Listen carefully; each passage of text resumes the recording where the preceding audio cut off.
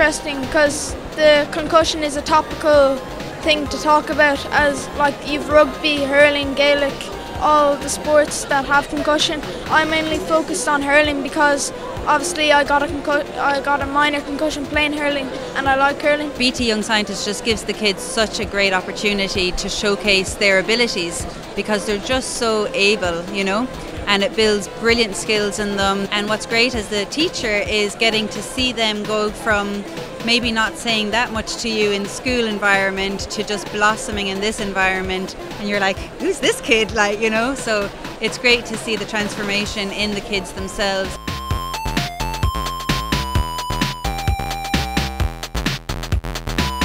My granddad, he had Alzheimer's and he'd like wander at night time, so we just wanted to like make a project so it would like you'd be able to know when he stood up. You see the finished project here today.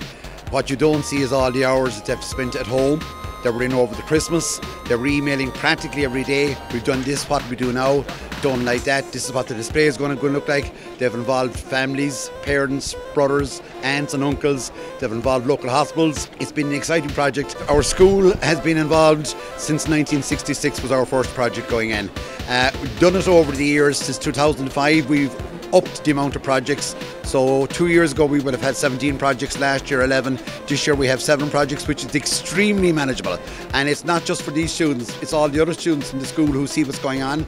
So one of the things we did last Monday was we set up all the displays and all the projects in the library. All the first year students were invited to come down and see it. So the students had to make their pitch. They had to practice about 20 times what their project was all about. So it has enthused the other students, and hopefully out of those we'll have other students taking part next year.